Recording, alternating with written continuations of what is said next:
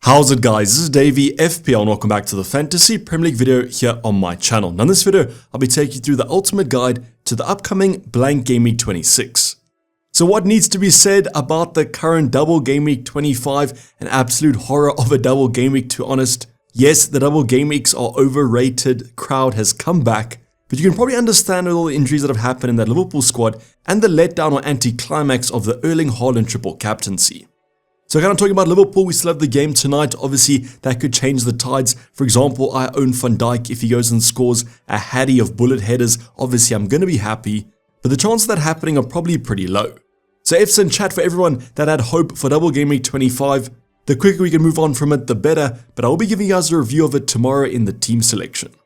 But getting back to this ultimate guide, I'll be going through the usual talking points, the stats review and the Campsy debate to round off the video. But I'll be going into a little bit more depth into Blank Game Week 29 and who to pick out of Bailey versus Douglas Luiz and also Pedro Neto and Hwang Hee-chan.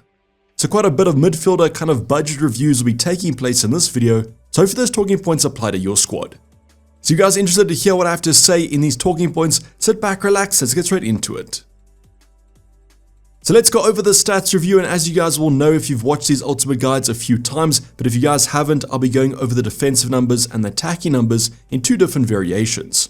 The first variation will be the entire season as a whole, and the second variation will be the last 6 game weeks to give us more of a kind of informed caliber. But I just want to put this out there that some teams have played 6, 7 or 5 games due to double game weeks and blank game weeks. But don't worry, I have a counter for that. Each stat is going to be per 90 minutes, so let's jump straight into it. Let's start off with the attacking numbers as they are slightly more interesting than the defensive ones. On the left hand side, let's go over the top 6 attacks. So for the entire season, Liverpool, Man City, Newcastle have been the top 3 sides. We then have Arsenal, Aston Villa and Spurs following them up, which is pretty predictable as most of these sides have had pretty good Premier League seasons. But we've been absolutely robbed of a Darwin Hattie tonight, I do feel like it. The best attack was one of the worst defenses in Luton. I'm pretty sure Darwin Núñez would have absolutely banged.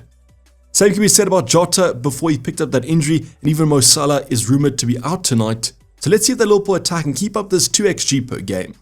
Other than them though, you guys know Man City, we all have Erling Haaland anyways. The Newcastle attack, if Isaac comes back from injury, he's an outstanding shout. But also I see that Arsenal have picked it up with Saka racking up those points. Now Aston Villa, another important side, one of the only teams with a fixture in Blank Game Week 26 and 29. So one of their attackers actually looks pretty good. Then the final team, Spurs, even though Richarlison hasn't been on great form, I think Son might be one of the players that we bring into our teams, as their attack still puts up good numbers. But now let's go over the worst 6 attacks, and you guys will target these from a defensive point of view. For example, if your team is facing Sheffield United, as you know, probably a guaranteed clean sheet. We know the likes of Burnley, Crystal Palace, Nottingham Forest, Luton and finally Fulham, so most of these sides have been pretty disappointing this Premier League season.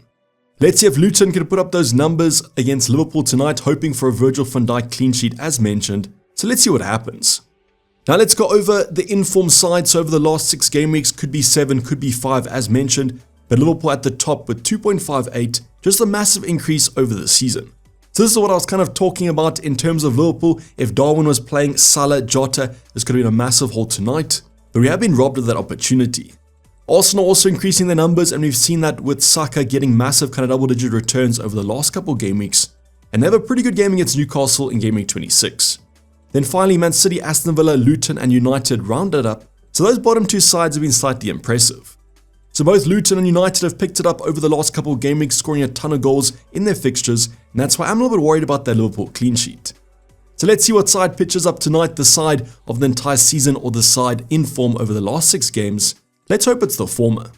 Then the bottom 6 teams over the last 6 or 7 game weeks is Crystal Palace, West Ham, Sheffield United and Burnley as expected, with finally Nottingham Forest and Chelsea. So you guys know that we do have Aston Villa facing Nottingham Forest this game week in Blank Game Week 26, and that's why I'm looking at an Aston Villa defender even though they have all those injuries. Otherwise Chelsea unfortunately have had a few tough games, especially against Man City, so that might explain that kind of bad form. But overall, a few changes from the kind of informed teams over the entire season. All eyes on Liverpool vs Luton tonight.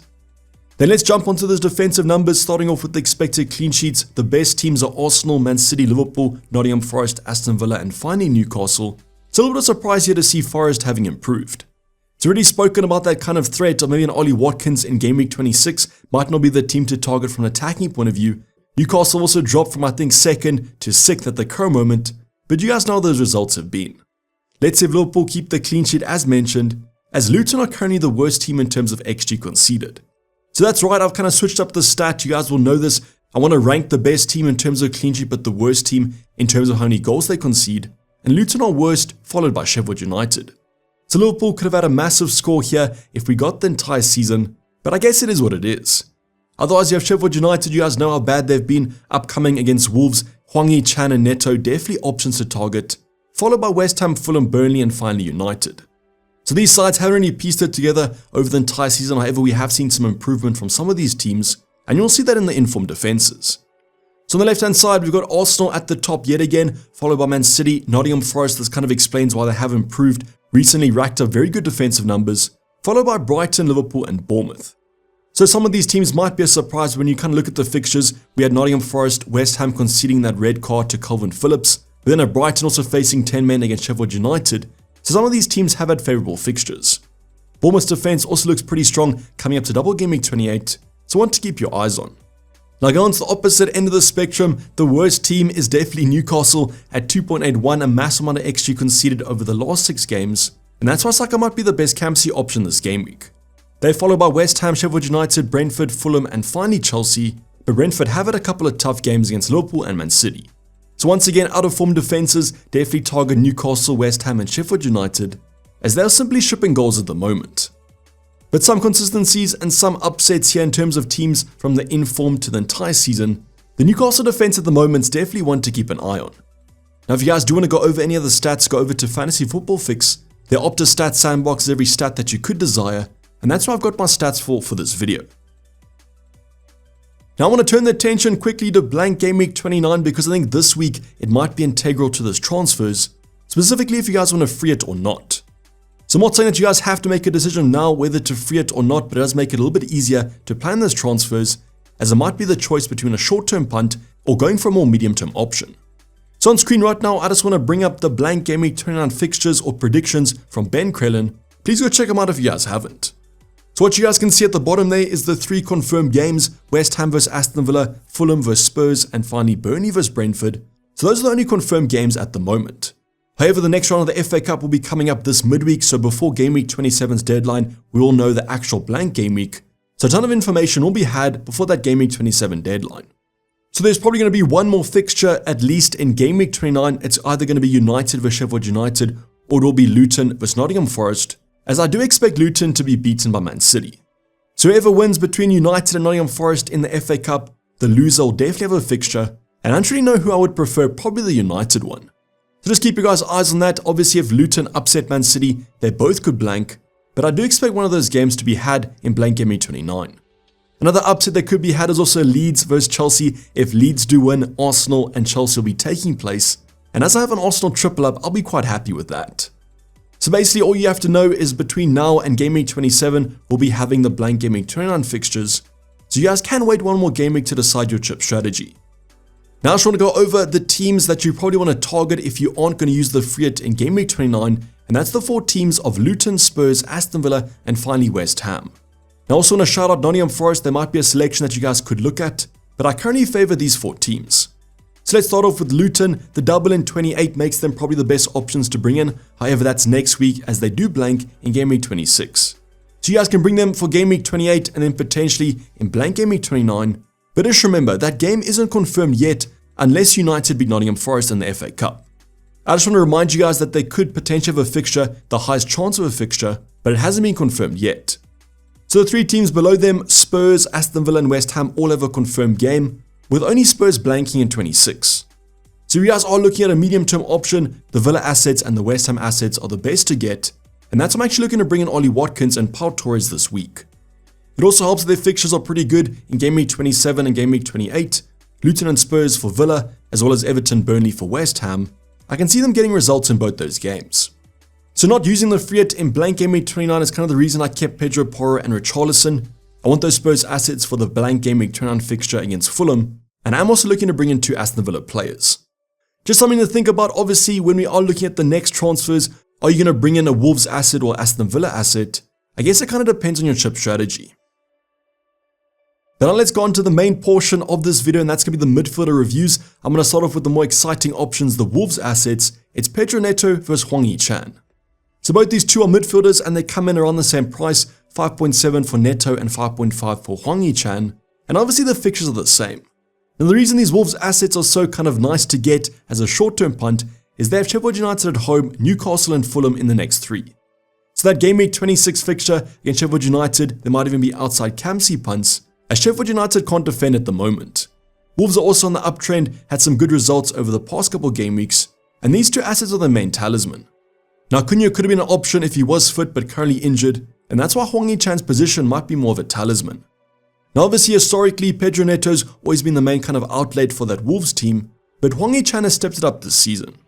Now because these two players are the exact same fixtures, I'm not going to compare them. All I'll say is in terms of positioning, Hwang Hee-chan might be more forward, and that's why I think he's more of a focal point. But this review will come down to the stats. I think if you guys want to choose between them, it might be a 50-50, but the stats do side one ways, and that's towards Hwang Hee-chan. Now unfortunately, both these two players have had their fair share of injuries, and that's why their game time isn't the maximum, but when they're off it, they're pretty nailed, but Hwang Hee-chan's played more minutes.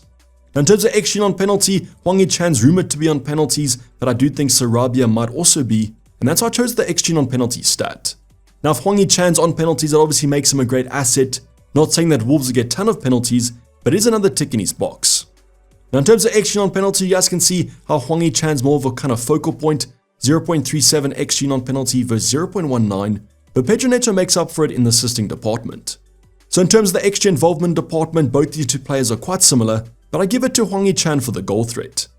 In terms of expected FPL points, currently also leads with 5.39 versus Pedro Neto's 4.71. Now in terms of actual points scored, we can see that Pedro Neto is also overperforming, but so is Hwang Hee-chan with 5.97. So kind of very close between these two in terms of the numbers, but I do think I currently favor Hwang Hee-chan as more of a focal point. Now if you guys are a Wolves fan or want to kind of back up this reasoning, comment it down below, and if you are deciding between these two assets, who are you going for? I think if I had to choose one, probably be the South Korean. I'm more of a stats-based manager, and I do feel like with Cunha injured, he'll be pushed more forward. Now another debate to be had if you guys do want to go for a more long-term option, more medium-term option, might be which Aston Villa midfielder to go for. So the two assets at the moment that I would look at is 1 Douglas Luiz or 2 Leon Bailey, and both come in around 5.5 million. Now also both these two players are the same fixtures, also good fixtures on the cards. The biggest advantage is a blank Game Week 26 and a blank Game Week 29 confirmed fixture, so that's why they are quite popular to bring in. Unfortunately, like Liverpool, Aston Villa have had a massive amount of injuries, but it doesn't seem like it's affected the positioning of Bailey or Douglas Luiz. Now another thing to take into account here is going to be how nailed these two options are. Leon Bailey unfortunately has had a few knocks, a few injuries, but when he is fit, it seems like he's going to be playing. On the other end, Douglas Luiz is as nailed as it gets in that Aston Villa lineup, and the big thing about him is that he also has penalties.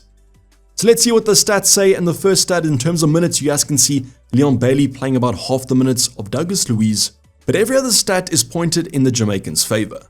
So you guys can see XG on penalty is led by Bailey, but just remember that Douglas Luiz also has penalties, so if you do incorporate just XG, both these two players have a similar output. In terms of XA though, Bailey takes the lead with 0.39 compared to 0.18, and in terms of expected FPL points, they're quite close, but siding towards Bailey.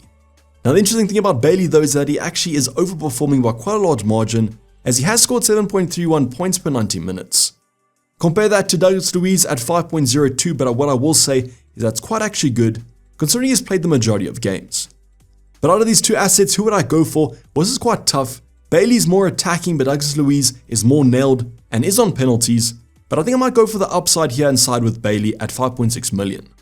Now you guys might actually disagree with both my selections of Hwang Hee-chan and Bailey. Let me know in the comments down below what you guys think. I just favor the more attacking options. Now if you guys do want to go for some other selections and have more price in the bank, I think that Odegaard from Arsenal is a fine selection to also look at. I think he is going under the radar as most of us have an Arsenal triple up. But otherwise, you guys can go cheaper. A Bailey or going for a Hwang Hee-chan is perfectly fine. I think both their output should be pretty successful over the short and medium term. Now the final talking point I want to go over is all about the Camsey debate, as this week it might actually be quite an interesting one. Obviously all of us are returning from that kind of triple Camsey almost blank from Erling Haaland, and therefore you might have a little bit of doubt of captaining him against Bournemouth away. I do think though in terms of effective ownership, definitely the safe option to go for. Played the whole game last night. I do believe he'll be fit for the weekend. And although Bournemouth have improved, I think Man City will still score against them. So let's put Erling Haaland up top there as the first selection, but the second selection, Fix is actually projecting more points. So yes, Fix is actually saying that Saka will score 6.3 points, 0.2 more than Haaland. You guys saw that Newcastle kind of XG conceded 2.8 over the last 6 game weeks, and that Arsenal attack has improved. So is Saka actually a better Campsy option than Erling Haaland at the moment? I think it might be quite close, but I'll probably go safe and go for Erling Haaland. But let me know in the comments down below what you guys are doing between the selection, or you guys going for someone outside like a Hwang Hee-chan. Also good projected points there, 5.9, very kind of close between the top 3. That Sheffield United at home game is just too good to ignore. What I probably would say though is that if you guys don't want to go for Haaland, I probably would go for Saka. Hwang Hee-chan might be a little bit too differential. But let me know in the comments down below who you guys are going for. I think currently the Campsy armband on the Norwegian, vice captaincy on Starboy Saka, unless you get injury news come Friday. But let me know what you guys are doing with the armband in the comments down below. Is anyone actually going differential, or are you guys sticking for the safety option? You guys can also let me know if you have any other talking points you want me to address, any dilemmas that you guys have in your transfer plan. You can ask them in the comments on my Discord server where I'm slightly more active. But this is basically going to wrap up the video, guys. Hope you guys did enjoy it. Please don't forget to like if you did and subscribe if you haven't subscribed yet. See you tomorrow for the team selection, where we do discuss the disaster of a game week, double game week 25. Hopefully we do secure a green arrow thanks to Big Verge tonight. But for the time being, I'm signing off. It's been Dayvy FPL and I'm out. Cheers, bye.